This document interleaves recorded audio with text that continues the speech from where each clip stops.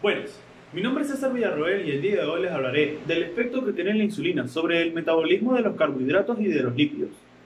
Primero que nada, hablemos sobre el metabolismo de los carbohidratos. Justamente, después de consumir una comida rica en carbohidratos, la glucosa absorbida hacia la sangre induce una secreción rápida de insulina. A su vez, la insulina provoca la captación rápida, el almacenamiento y aprovechamiento de la glucosa por todos los tejidos del organismo, pero sobre todo por los músculos, el tejido adiposo y el hígado. En la captación y el metabolismo muscular de la glucosa, la insulina ayuda bastante.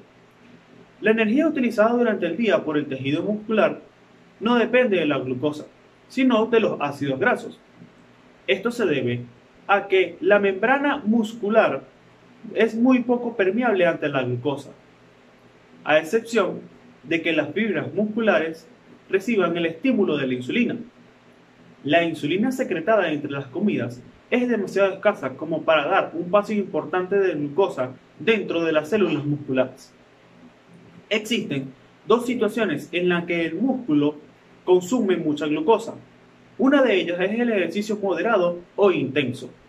En estos casos, la utilización de glucosa no necesita demasiada insulina, porque la concentración muscular aumenta la translocación del transportador de glucosa 4. La segunda situación en la que el músculo consume mucha glucosa son las horas después de la comida. La concentración sanguínea de glucosa se eleva y el páncreas secreta mucha insulina. Esta insulina induce un transporte rápido de glucosa al miocito. La insulina facilita la captación, almacenamiento y utilización de la glucosa en el hígado. Uno de los efectos más importantes de la insulina es el depósito rápido de glucógeno en el hígado, a partir de casi toda la glucosa absorbida después de una comida. Cuando ya no se dispone de alimento y la glucemia empieza a descender, la secreción de insulina disminuye con rapidez y el glucógeno hepático se transforma en glucosa otra vez. El mecanismo por el cual la insulina facilita la captación y utilización de glucosa en el hígado consta de tres etapas casi simultáneas. La primera es que la insulina inactiva la fosforilasa hepática, que es la enzima principal encargada en degradar el glucógeno hepático a glucosa. Luego, la insulina aumenta la captación de glucosa sanguínea por el hepatocito mediante el incremento de la actividad de la enzima glucosinasa. Esta es una de las enzimas que causa la fosforilación inicial de la glucosa tras su difusión al hepatocito. Por último, la insulina fomenta la actividad de las enzimas hepáticas de la síntesis de glucógeno, en particular de la enzima glucógeno-sintetasa, responsable de la polimerización de los monosacáridos para formar moléculas de glucógeno. La insulina también favorece a la conversión del exceso de glucosa en ácidos grasos e inhibe la gluconeogenia. Cuando la cantidad de glucosa que entra al hepatocito es superior a la que se deposita como glucógeno o utiliza para su metabolismo local en el hígado, la insulina favorece a la conversión de todo este exceso de glucosa en ácidos grasos, además de que inhibe la gluconeogenia. Para ello, reduce la cantidad y la actividad de enzimas hepáticas necesarias para llevar a cabo este proceso. No obstante, parte de este efecto está mediado por una de las acciones de la insulina, la cual reduce la liberación de los aminoácidos del músculo y de los otros tejidos extrahepáticos y a su vez la disponibilidad de precursores necesarios para la gluconeogenia. Por último, hablemos sobre la falta de efectos de la insulina para la captación o utilización de la glucosa por el encéfalo. El encéfalo se diferencia de los demás tejidos del organismo en que la insulina ejerce escaso efecto para la captación o utilización de la glucosa. Por el contrario, las células encefálicas son muy permeables ante la glucosa y así pueden aprovecharla sin intermediación de la insulina. Ahora hablemos del efecto que tiene la insulina sobre el metabolismo de los lípidos. Pese a no ser tan evidente como sus efectos agudos sobre el metabolismo de los hidratos de carbono, las acciones de la insulina sobre el metabolismo de los lípidos es igualmente importante a largo plazo. La insulina favorece a la síntesis y depósito de los lípidos. La insulina ejerce diversos efectos que inducen al depósito de los lípidos en el tejido adiposo.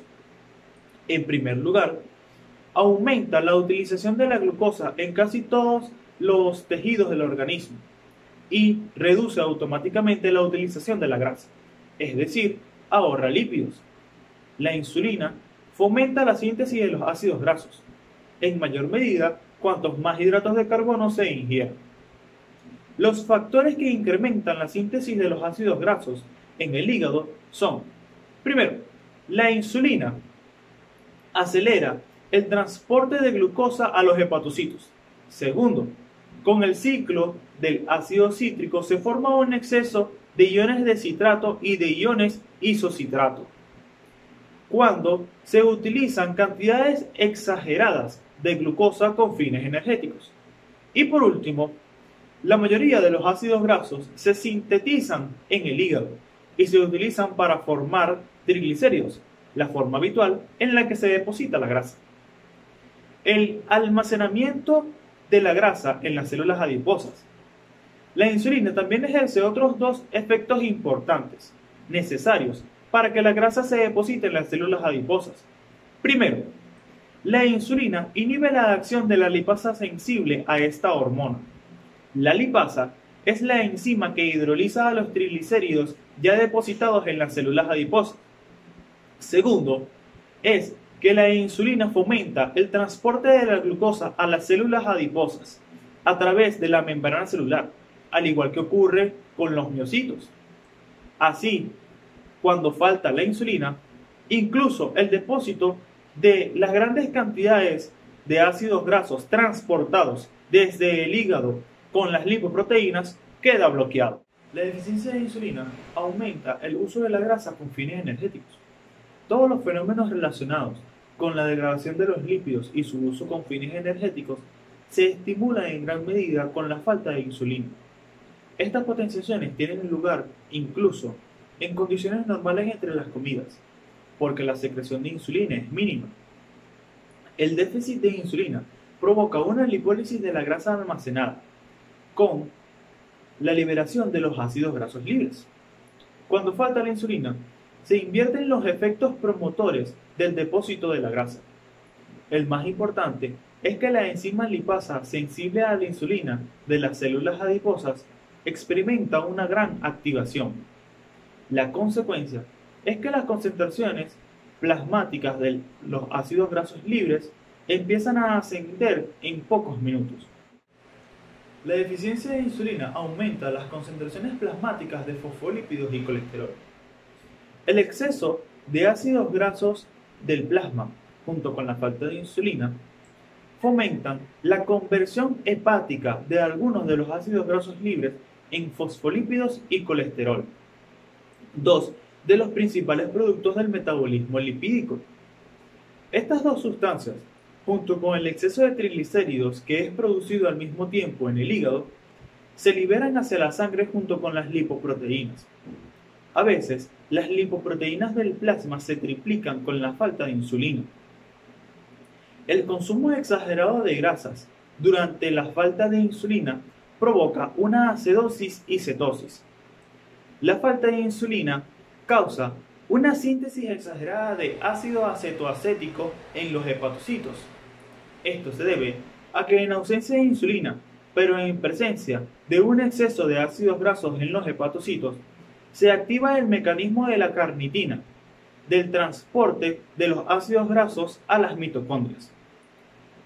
Aún así, la falta de insulina reduce la utilización del ácido acetoacético en los tejidos periféricos. Así, el hígado produce tal cantidad de ácido acetoacético que los tejidos no son capaces de metabolizarlo.